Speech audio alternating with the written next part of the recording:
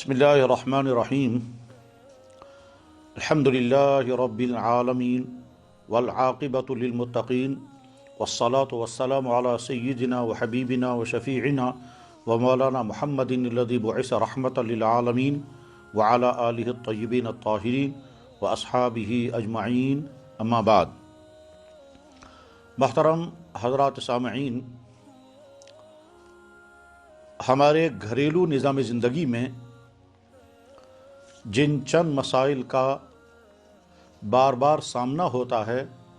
उन मसाइल में से एक अहम मसला ये है कि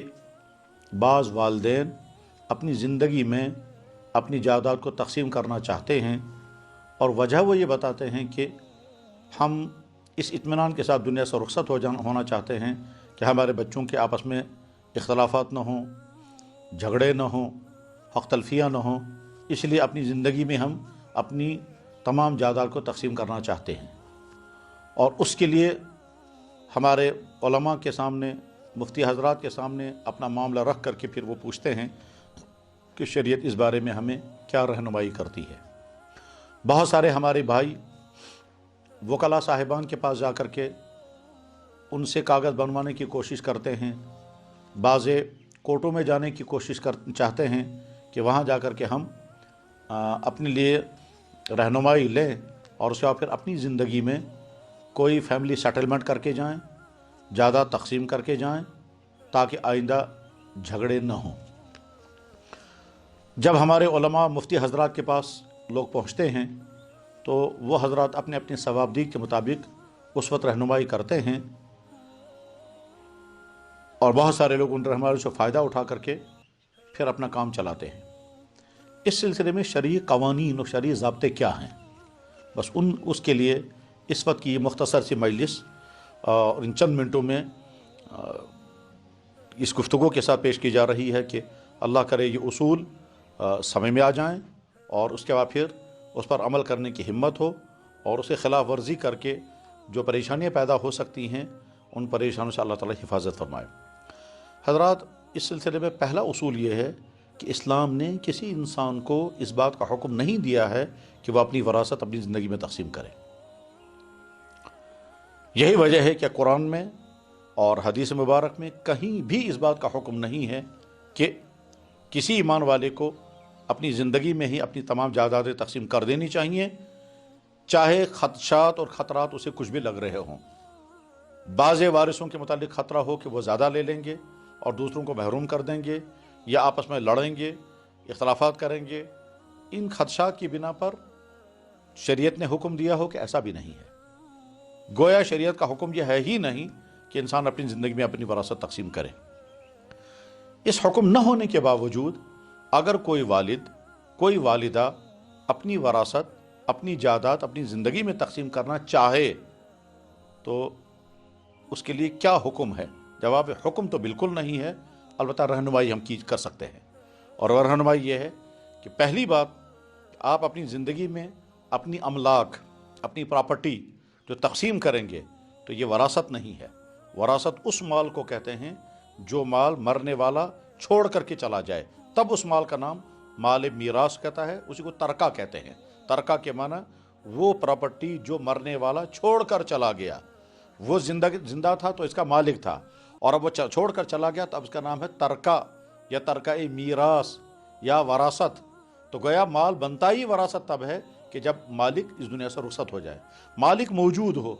और वह अपनी अमलाक, अपनी प्रॉपर्टी, अपनी जायदाद को तक़सीम करना चाहे तो उसको तक़सीम मीरास नहीं कहते। जो लोग इसको तक़सीम मीरास कहते ये समझते हैं वो सही नहीं है। मीरास तो अभी बनी ही नहीं है। मीरास तो तब बनेगी जब ये इंसान चला जाएगा। ये तो अभी ज़िंदा मौजूद है, मालिक हयात है, इसलिए ये मीरास नहीं है। अब जब वो अपनी ज़िंदगी में अपनी वरासत तक़सीम करना चाहता है तो उसके लिए रहनुमाई के तौर पर पहला उसूल ये है कि वह अपनी सारी वरासत तक़सीम न कर दे, अपनी सारी अमलाक तक़सीम न कर दे। पहले अपना और अपनी बीवी का कोई ना कोई हल सोचे। ऐसा न हो कि कोई वालिद अपनी तमाम अमलाक अपनी औलादों में तक़सीम कर दे और उसके बाद फिर आगे चल कर के उसको और उसकी अहलिया को धक्के खाने पड़ें और वो उनकी औलादें और औलादों के घरों में आने वाली उनकी बहुएं या उनकी बीवियां उनके लिए मुसीबत बन जाएं और उनको घरों में टिकने न दें, तो बाद में वो पछताएंगे कि हमने तमाम अमलाक तकसीम कर दी اور اب ہمیں کسی بھی گھر میں پناہ نہیں مل رہی ہے۔ تو اس لیے اس وقت کے ان ممکنہ خطروں سے بچانے کے لیے ضروری ہے کہ جب آپ اپنی وراثت تقسیم کرنا چاہیں گے تو آپ اپنے لیے پہلے تحفظ کا انتظام کر لیں، یعنی کچھ پراپرٹی اپنے لیے مخصوص کر دیں، اس میں رہائی کے لیے گھر، چاہے 1 یا 2 کمرے کیوں نہ ہو،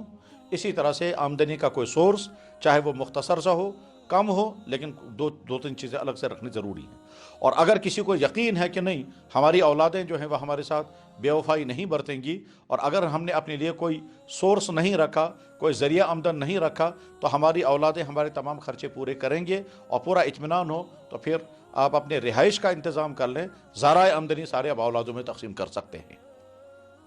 اپنے لیے تحفظ کرنے کے بعد اب آگے جب آپ کو وراثت تقسیم کرنے کا مرحلہ ہوگا تو ایسا ہو سکتا ہے کہ بعض گھروں میں حالت یہ ہو کہ کچھ بچے پڑھ کر کے اپنے پاؤں پر کھڑے ہو گئے ہیں، اپنا روزگار کما رہے ہیں، چاہے ان کو ملازمتیں ہیں، چاہے ان کو بزنس ہے، چاہے کوئی بھی ذریعہ آمدنی ان کے پاس ہے، اور کچھ بچے جو ہیں وہ ابھی اپنے پاؤں پر کھڑے نہیں ہیں، وہ ابھی تعلیم بھی پڑھ رہے ہیں، وہ ابھی بے روزگار ہیں اور وہ اپنے روزگار نہیں کما رہے ہیں۔ تو سوال یہ ہے کہ جب آپ اپنی وراثت تقسیم کریں گے تو جو اپنے پاؤں پر کھڑے ہیں ان کو کتنا دیں گے، اور جو ابھی بے روزگار ہیں ان کو کتنا دیں گے۔ اسی طرح سے بعض بچے ایسے ہوں گے جن کے رشتے آپ کر چکے ہیں، اور بعض بچے ایسے ہو سکتے ہیں لڑکا اور لڑکی ہوں کہ ابھی ان کے رشتے بھی باقی نہیں ہوئے ہیں۔ تو اب جن کے رشتے ابھی باقی ہیں ان کے لیے کتنا رکھیں گے، اور جن کے رشتے ہو چکے ہیں ان کے لیے کتنا رکھیں گے۔ یہ ہے کہ مشکل مرحلہ کہ آپ اس وقت کیا کریں گے،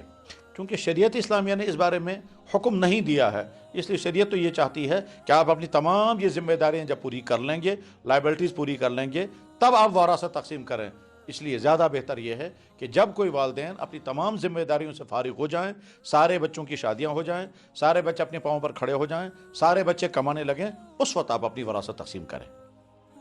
لیکن بہت سارے گھروں میں مشکل یہ ہوتی ہے کہ جو اولادیں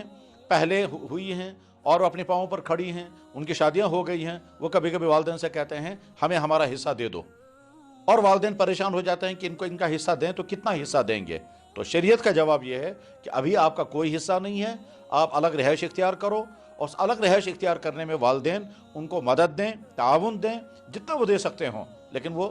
حصہ نہیں ہوگا، اور وہ اپنی الگ رہائش اختیار کر لیں۔ ان کے تعاون سے وہ اپنے پاؤں پر خود کھڑے ہو جائیں، اس میں مشکلات آئیں گی، لیکن جو کچھ بھی والدین تعاون کریں گے وہ تعاون حصہ نہیں ہوگا، اور وہ تعاون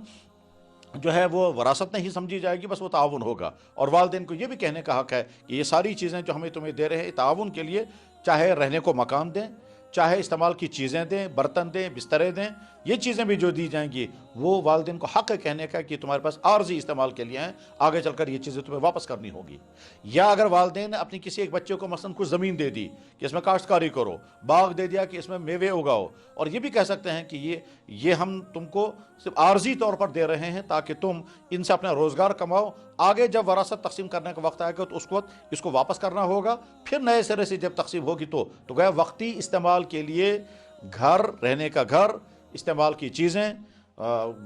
کاشتکاری کی زمین، باغ، دکان، یہ ساری وقتی استعمال کے لیے دے سکتے ہیں۔ اور اگر ایسا کریں گے تو اس کے بعد کیا ہوگا، آگے چل کر کے جب باقاعدہ وراثت تقسیم ہونے لگے گی اس وقت یہ چیزیں واپس شامل ہوگی، اور واپس شامل ہونے کے بعد پھر دوبارہ جب تقسیم ہوگی اس دوبارہ تقسیم میں یہ چیزیں چاہے انہی اولاد کو بھی دے جائے، کیونکہ ہو سکتا ہے انہوں نے اس میں اپنی محنت سے کچھ اضافہ بھی کیا ہو۔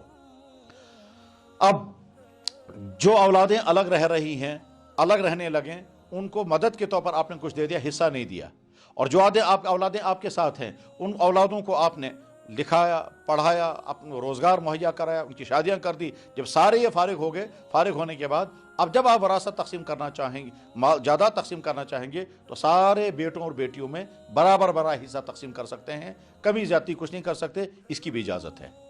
گویا تقسیم جائیداد میں آپ کے پاس فارمولہ ایک آ گیا یہ کہ تمام بیٹوں اور بیٹیوں میں تسویہ کیا جائے، عدل برتا جائے، تمام کو برابر دیا جائے، کمی زیادتی کچھ نہ کی جائے۔ ایک شکل تو یہ ہے۔ دوسری شکل یہ ہے کہ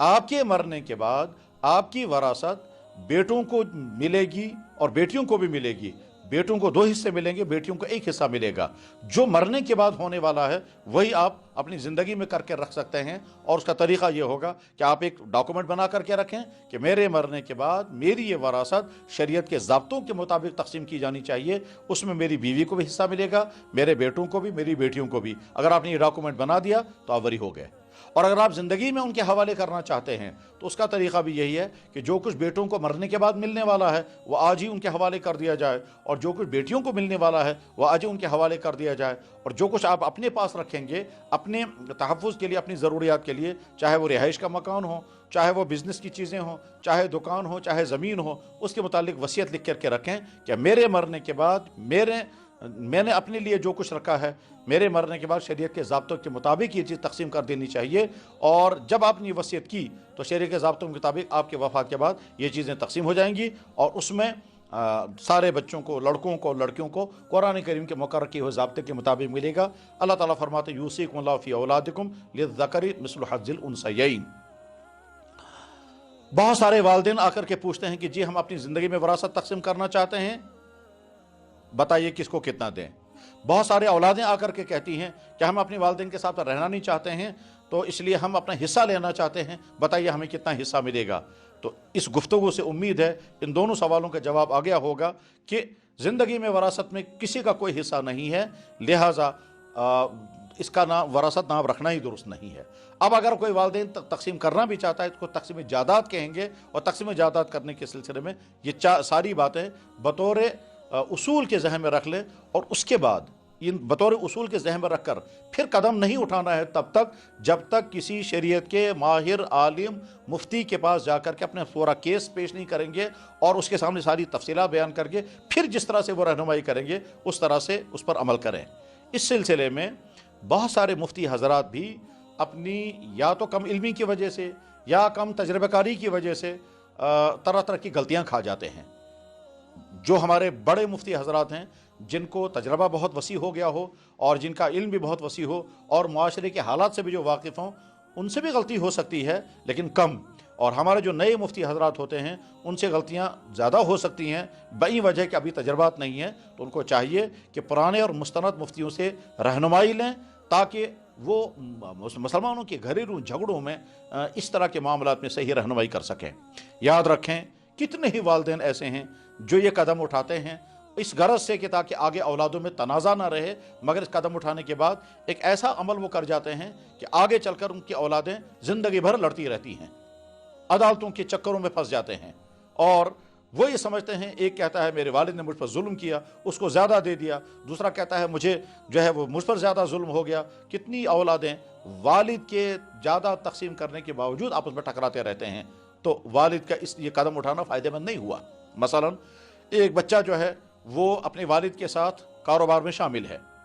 اب والد نے یہ سوچا کہ میں وراثت تقسیم کر کے جاؤں گا، اس نے اس بچے کو بھی اتنا ہی دیا جتنا اس بچے کو دے دیا کہ جو ابھی کاروبار کر ہی نہیں رہا ہے، وہ اپنے پاؤں پر کھڑا ہی نہیں ہوا، اس کو بھی اتنا ہی دیا، بڑے بچے کو بھی اتنا ہی دیا۔ اب بڑا بچہ یہ کہتا ہے کہ جی میں نے تو اتنا زمانہ آپ کے ساتھ گزارا ہے، یہ جو میں نے آپ کے ساتھ کاروبار میں اتنا زمانہ گزارا ہے اس کا مجھے الگ سے کوئی چیز دے دیجئے، اگر میں نے الگ سے کوئی کاروبار کیا ہوتا تو آج میری پراپرٹی بنی ہوتی، اس لیے مجھے الگ سے پہلے اتنا دے دیجئے جو میں نے آپ کے ساتھ وقت گزارا ہے۔ تو ایک تنازع تو یہ کھڑا ہو گیا۔ دوسرا والا جو بچہ چھوٹا ہے، جس کا بھی رشتہ بھی نہیں ہوا ہے، جس کا بھی روزگار بھی نہیں ہے، وہ یہ چاہتا ہے کہ میرے بڑے بھائی پر آپ کا اتنا وقت پیسہ خرچ ہوا ہے، آپ نے اس کی شادیاں بھی کر دی ہیں، اور آپ اپنے پاس اس کو تو جہاں مجھے علاوہ کچھ زائد ملنا چاہیے جس سے میں اپنی شادی کر سکوں۔ تو چھوٹا بچہ زیادہ مانگ رہا ہے یہ کہہ کر کہ میری ابھی شادی ہی نہیں ہوئی، بڑا بچہ زیادہ مانگ رہا ہے یہ کہہ کر کہ میں نے اتنا زمانہ آپ کے ساتھ بطور حلف کے گزارا ہے، مجھے زیادہ ملنا چاہیے۔ اب یہ باپ کیا کرے گا؟ تو اس لیے اس والد کو چاہیے کہ بہت دور اندیشی کے ساتھ کسی صحیح عالم سے رہنمائی لے کر پھر یہ قدم اٹھائیں، اس کے بعد پھر امید کی جا سکتی ہے کہ گھر جو ہیں وہ ان جھگڑوں سے بچ جائیں گے، ورنہ بے شمار گھروں میں